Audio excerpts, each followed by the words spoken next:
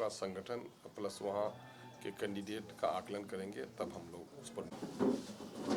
तकरीबन देश में 131 में पहली बार वो हुआ था, जात पर आधारित गणना हुआ, और अब तकरीबन 100 साल के बाद बिहार में नीतीश और लालू की या नीतीश और तेजस्वी की सरकार ने बिहार में जाति आधारित गणना कराई है। हम उसके लिए सरकार को साधुवाद देते हैं और मैं समझता हूँ इसका व्यापक असर पूरे देश पर पड़ेगा और पड़ता दिख रहा है। और ये काम बहुत पहले होना चाहिए था, देर से हुआ है और देश के दूसरे राज्यों को भी इसका अनुसरण करना चाहिए। एक चीज़ जो साफ सामने में झलक कर आई है कि किसकी आबादी कितनी है, सिर्फ यही बात नहीं है, बल्कि किस आबादी को नौकरी में कितनी हिस्सेदारी है, संगठित क्षेत्र में कितनी नौकरी में हिस्सेदारी है, असंगठित क्षेत्र में क्या उसकी हिस्सेदारी है, पक्के के कितने मकान हैं, उसके आमदनी के क्या स्रोत हैं, पढ़ाई लिखाई में उनका किस्सा है, क्या हिस्सा है, ये सारी रिपोर्ट सामने में आ गई है।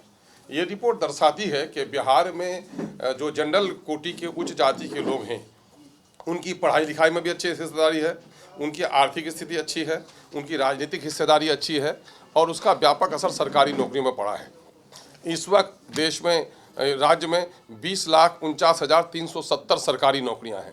अगर इन नौकरियों में देखा जाए तो इन नौकरियों में सबसे ज़्यादा जो नुकसान हुआ है वो माइनॉरिटी का, मुसलमानों का हुआ है और अनुसूचित जाति और जनजाति का हुआ है। इस वक्त चंद आंकड़े नमूने के तौर पर हम आपको पेश कर रहे हैं कि ब्राह्मण जाति की आबादी 47,81,280 है। उनको नौकरी में हिस्सेदारी होती है 74,802, लेकिन उनको नौकरी मिली 1,72,259। उनको 97,457 हिस्सा से अधिक नौकरी मिली है। यही हाल है भूमिहार आबादी का, जिनकी आबादी 37 लाख है। उनकी नौकरी में हिस्सेदारी होती है 58,611। उनको नौकरी मिली 1,87,000। गोया उनके वाजिब हिस्सेदारी से 1,28,000 नौकरी उनको अधिक मिली है। राजपूत भाइयों की आबादी 45 लाख है। उनकी वाजिब हिस्सेदारी है 70,703 होती है, लेकिन उनको नौकरी मिली 1,71,933। 1,01,000 नौकरी उनको ज़्यादा मिली है। कायस भाइयों की आबादी 7,85,771 है। उनकी नौकरी में हिस्सेदारी 12,296 होती है और नौकरी मिली उनको 52,000। 40,000 नौकरियाँ उनको अधिक मिली है।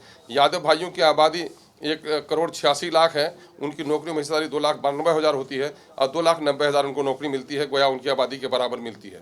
कुर्मी भाइयों की आबादी 37 लाख है। उनकी नौकरी में हिस्सेदारी 58,000 होती है, लेकिन उनको 1,17,000 नौकरी यानी 58,000 नौकरी अधिक मिल रही है।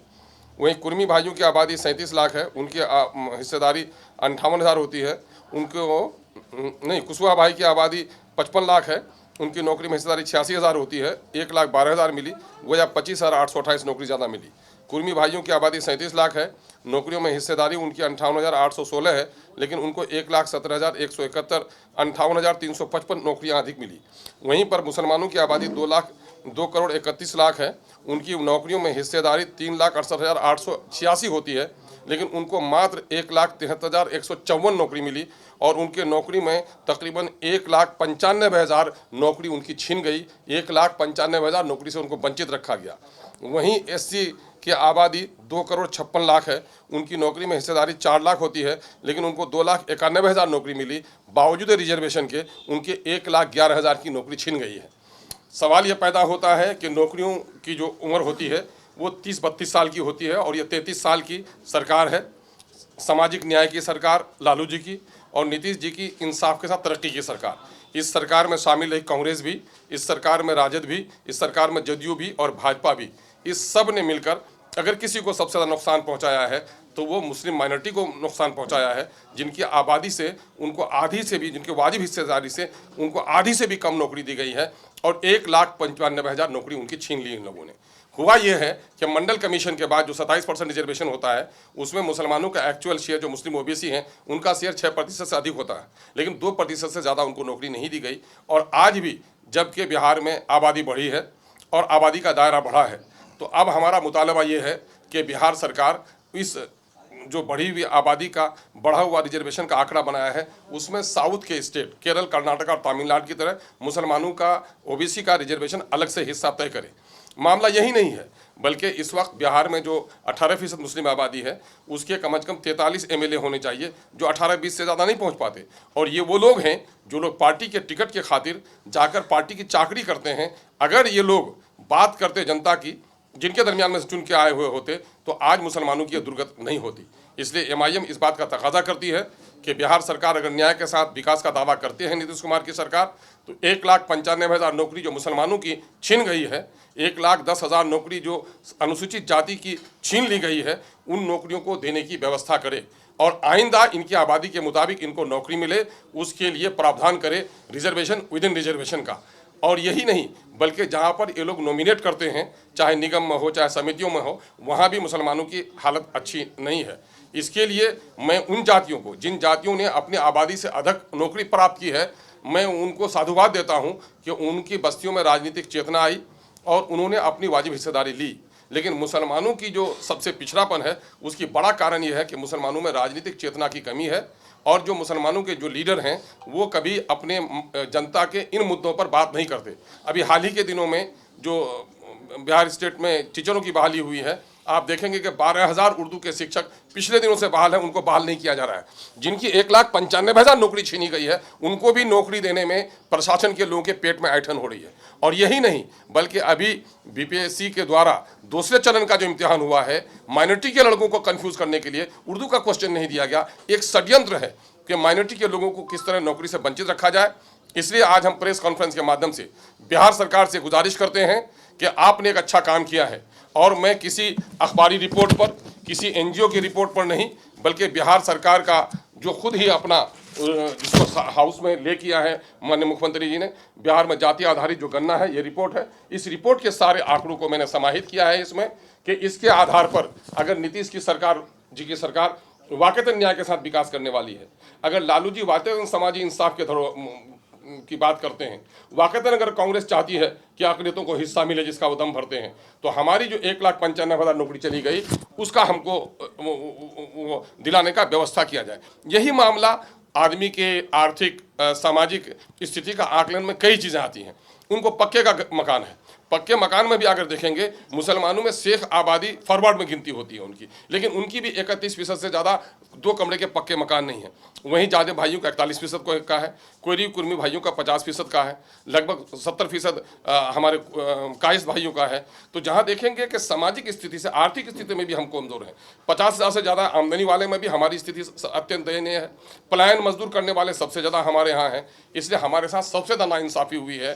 स्वतंत्र भारत में और डेमोक्रेटिक स्टेट में अगर माइनॉरिटी के साथ इस तरह बदसलूकी हो रही है, तो मैं समझता हूं ये जमहूरियत का गला दबाने के बराबर है। इसलिए बिहार सरकार से हमारा मुतालबा है कि वो हमारी क्षतिपूर्ति करे, हमारे बैकलॉग को वापस करे, और SC ST को जो 72 रिजर्वेशन उनके लिए उनकी आबादी के बराबर दिया गया है, उनके साथ जो बेईमानी हुई है उनको भी ये हिस्सा दिया जाए। हम ये गुजारिश करेंगे मुस्लिम लीडरशिप से भी, और SC ST के जो लीडर्स हैं, जो बाबा भीमराव अंबेडकर के वजह से आज चुन के आ रहे हैं, लेकिन उसकी आबादी की जो वकालत नहीं कर पा रहे हैं, मैं उनसे भी कहूँगा, सामाजिक संगठन के लोगों से भी कहूँगा, मिली तंजीमों के सरबराहों से कहूँगा, दानिशोरों से कहूँगा, सोशल एक्टिविस्ट से कहूँगा, अगर बिहार की तरक्की चाहते हैं तो क्या बिहार की 18% मुस्लिम आबादी और 20% अनुसूचित जाति की आबादी, जो दोनों मिलाकर लगभग 38% की आबादी, 40% की आबादी होती है, क्या इनके बगैर बिहार का विकास हो पाएगा? तो कुछ हम मठाधीश लोग हैं जो लोग सत्ता में बैठे हुए हैं, अगर इसका विश्लेषण करेंगे तो आप ये पाएंगे कि जिन लोगों की सरकारें रही हैं, 14% वाले सरकार में रहे, 3% वाले वजीर आला बने हुए हैं। तो क्या शोभा के तौर पर भी माइनॉरिटी का एक आदमी शोभा के तौर पर भी डिप्टी चीफ मिनिस्टर नहीं बनाया जा सकता था? ये असल इसलिए नहीं बनाया जाना है ताकि मुसलमानों को राजनीतिक हिस्सेदारी से वंचित रखा जाए। एक साइकोलॉजिकल वार है बिहार में कि किस तरह से मुसलमानों को बद से बदतर किया जाए, इसका मैं भंडाफोड़ कर रहा हूँ। और मैं समझता हूँ कि बिहार सरकार वाकईतन अगर इंसाफ न्याय के साथ तरक्की का दावा करती है तो हमारे साथ न्याय करेगी। और हम माइनॉरिटी के और अनुसूचित जाति के लीडरों से कहना चाहूँगा, भीख मांगो, लड़ने की आदत डालो। अगर लड़ने के लिए खड़े हो जाओगे तो मांगने से भीख मिलती है, जो भीख मिली है। और जिन लोगों ने लड़ाई लड़ी है, मैं उनको साधुवाद देता हूँ कि उन्होंने अपने हक से भी ज़्यादा हासिल किया है। ये सब कुछ इसलिए है कि माइनॉरिटी के लोग हाशिया बरदार होकर रह गए हैं, दूसरे के झंडा बरदार हैं, अपनी उनकी कोई सियासी ताकत नहीं है। MIM दावत देती है कि सियासी क़ुव्वत पैदा करो और अपना हिस्सा लो, वरना आने वाले दिनों में तुम्हारी नस्लों के बच्चे भीख मांगने के अलावा उनके पास कोई भी रास्ता नहीं रहेगा। जाति जो सर्वे आया है, सामाजिक न्याय की बात करते हैं तो इन्हें शैक्षणिक और नौकरी के अलावा भी चुनाव के भी समय में उनकी आबादी के हिसाब से हिस्सेदारी देखे। देखिए, सवाल ये पैदा होता है उनके दिल की बात क्या है। मैं तो ये कहूँगा कि उनकी कुछ मजबूरी भी रही होगी। पहले वो कमंडल वालों के साथ रहे, कमंडल वालों का साथ छोड़ा तो मंडल उनको याद आया। मंडल कमीशन का दूसरा प्रारूप है ये, और मैं समझता हूँ ये काम सराहनीय है कि उन्होंने किस जाति की क्या आर्थिक स्थिति है। मैंने ऑल पार्टी मीटिंग में माननीय मुख्यमंत्री जी से कहा था कि आपने इस वक्त जातियों की गणना पेश कर दी है, एक पैथोलॉजिकल रिपोर्ट है लेकिन उसकी दवा नहीं है। उन्होंने कहा था कि मैं सदन में आर्थिक सामाजिक आकलन करके सारा रिपोर्ट पेश करूंगा। रिपोर्ट पेश किया है। रिपोर्ट पेश करने के बाद एक काम तो उन्होंने किया है कि जिनकी आबादी बढ़ी है, SC ST की, OBC की आबादी का रिजर्वेशन का दायरा बढ़ा है, अब 75% चला गया रिजर्वेशन का मामला। लेकिन मामला ये है कि जिनके साथ नाइंसाफी हुई है उनके साथ वो क्या कर रहे हैं। हमारा साफ दावा है कि दूसरे लोगों को उनकी आबादी की दोगुना हिस्से से दोगुना नौकरी मिली, और मुसलमानों की जहां 3,66,000 नौकरी हो रही थी वहां मुसलमानों को 1,73,000 नौकरी देकर के 1,95,000 नौकरी जो हमारी छीन लिया आपने, उसका क्या व्यवस्था कर रहे हैं। जो अनुसूचित जाति का 1,10,000 नौकरी आपने दबा के रख दी है, उसके साथ क्या इंसाफ कर रहे हैं। तो मैं दलित अनुसूचित जाति के लोगों को और मैं मुसलमानों को यह दावत देता हूं कि आप उठिए और अपने हक की लड़ाई लड़िए। चूंकि देखा यही जाता है कि जिन लोगों के लोग ऑफिसर होंगे उन्हीं का कम्युनिटी के लोग चपरासी बाल होंगे। जो लोग ऑफिसर बैठते हैं उनकी फाइल आगे खिसक सकती है। जब इस वक्त जाति के बुनियाद पर हॉस्पिटलों में भेदभाव हो रहा है, जाति की बुनियाद पर थाना में भेदभाव हो रहा है, जाति की बुनियाद पर ब्लॉक में भेदभाव हो रहा है, जाति की बुनियाद पर टिकट देने में भेदभाव हो रहा है, तो भेदभाव पूर्ण इस वातावरण में जब तक जिसकी आबादी है उसको उतनी हिस्सेदारी नहीं दी जाएगी तो वो सही नागरिक बनकर के जीने का हकदार नहीं रह पाएगा।